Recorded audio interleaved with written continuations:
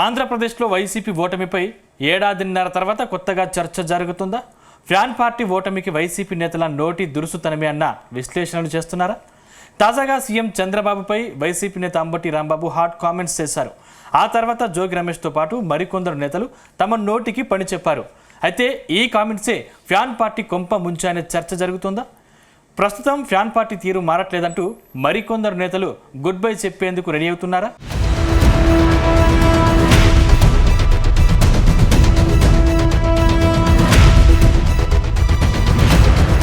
ఆంధ్రప్రదేశ్లో వైసీపీ అధికారం కోల్పోయి 2 ఏళ్లు కావస్తుంది. గత ఎన్నికల్లో వైనాట్ 175 పేరుతో ఎన్నికల బరిలో నిలిచిన వైసీపీకి కేవలం 11 సీట్లు మాత్రమే దక్కాయి. దాంతో దిక్కుతోచని స్థితిలోకి వైఎస్ జగన్ వెళ్లిపోయారు. చివరకు సీఎం సీటు నుంచి దిగిపోయి చంద్రబాబుకు ముఖ్యమంత్రిగా మరోసారి అవకాశం ఇచ్చారు. కానీ గత ఎన్నికల్లో ఎందుకు ఓడామో అన్న విషయం వైసీపీ అధినేతకు ఇప్పటి వరకు అర్థం కాలేదు. అనేక సంక్షేమ పథకాలు అమలు చేసినప్పటికీ అధికారానికి దూరమయ్యాననే బాధ ఆయన్ను తీవ్రంగా వేధిస్తున్నట్టు తెలుస్తుంది. తాజాగా వైసీపీ ఓటమిపై కొత్త చర్చ మొదలైంది. గత అసెంబ్లీ ఎన్నికల్లో వైసీపీ ఎందుకు పరాజయం పాలైందనే ప్రశ్నకు ఆ పార్టీ నేతలు, అనుచరులు వివిధ కారణాలు చెబుతున్నారు. కొందరు ఈవీఎంలు కారణమని అంటుండగా మరికొందరు కూటమి పార్టీల ఐక్యత వల్ల ఓటమి వచ్చిందని అంటున్నారు.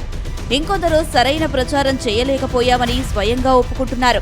బలమైన మీడియా ప్రభావం, చంద్రబాబు రాజకీయ వ్యూహాలే కారణమని విమర్శించే వర్గం కూడా ఉంది. ఇవన్నీ కొంతవరకు నిజమే కావచ్చు. కానీ అంతకంటే లోతైన సామాజిక, రాజకీయ అంశాలు కూడా ఈ ఓటమికి కారణమయ్యాయని రాజకీయ విశ్లేషకులు భావిస్తున్నారు.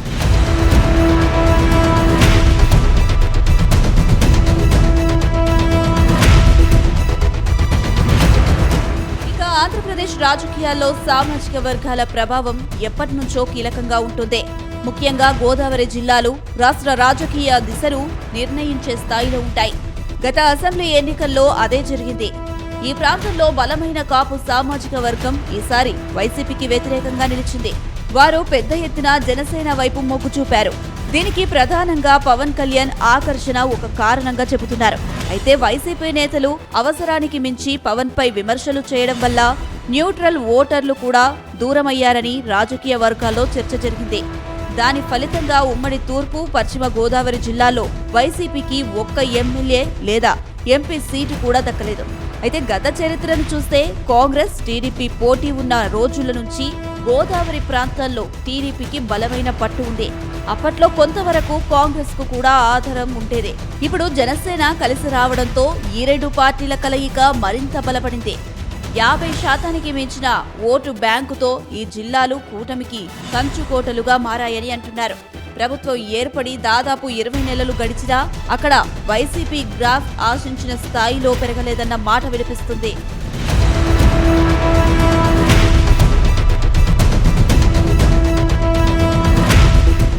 మరోవైపు వైసీపీ ఓటమి తర్వాత ఆ పార్టీకి చాలా మంది నేతలు గుడ్ బై చెప్పారు.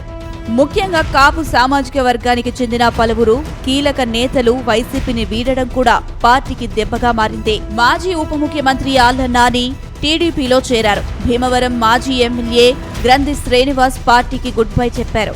ఇక పిఠాపురం మాజీ ఎమ్మెల్యే పెండెన్ దొరబాబు జనసేనలో చేరారు. ఇలాంటి పరిణామాలతో పార్టీ శ్రేణుల్లో అసంతృప్తి పెరిగిందని అంటున్నారు. ఇటీవల రామచంద్రాపురంకు చెందిన రాజ్యసభ సభ్యుడు పిల్లి సుభాష్ చంద్రబోస్ పార్టీ మారతారన్న ప్రచారం జరుగుతుంది. తన కుమారుడికి భవిష్యత్తులో టికెట్ పై స్పష్టత లేకపోవడం, అలాగే వైసీపీలో గెలుపు అవకాశాలపై సందేహాలు కారణంగా చెబుతున్నారు. ఇదే సమయంలో వంగగీత, ముద్రగడ కుటుంబం వంటి నేతల విషయంలో కూడా పుకార్లు వినిపిస్తున్నాయి. గోదావరి జిల్లాలో కూటమి ఐక్యత బలంగా ఉండడంతో ఎదురీదడం కష్టమని భావిస్తున్న కొందరు నేతలు కొత్త దారులు వెతుకుతున్నారని రాజకీయ వర్గాల్లో చర్చ సాగుతుంది.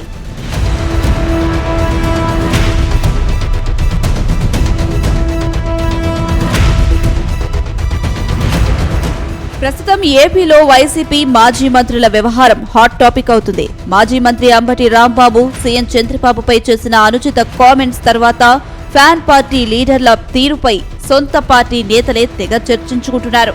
ఆ తర్వాత జోగి రమేష్ కూడా నారా లోకేష్ పై అనుచిత కామెంట్స్ చేశారు. ఇలా నేతలు ఇష్టారీతిన మాట్లాడుతూనే గత అసెంబ్లీ ఎన్నికల్లో ఫ్యాన్ పార్టీ ఘోరంగా ఓడింది. పార్టీ కూడా అదే నోటి దురుసుతో పార్టీకి తీరని నష్టం చేస్తున్నారని నేతలు గుసగుసలాడుకుంటున్నారట. కూటమి ప్రభుత్వ పాలనపై ఇప్పటి నుండే వ్యతిరేకత ఏర్పడుతుంది. ఈ సమయంలో సొంత పార్టీ నేతల తీరుతో ఫ్యాన్ పార్టీ పవర్కు మరింత దూరమయ్యే అవకాశం ఉందని చర్చ జరుగుతుంది. మొత్తం మీద వైసీపీ తిరిగి పవర్లోకి రావాలంటే మాత్రం ముఖ్యంగా ఫ్యాన్ పార్టీ నేతలు కాస్త తగ్గాలని పొలిటికల్ పరిశీలకులు అభిప్రాయపడుతున్నారు.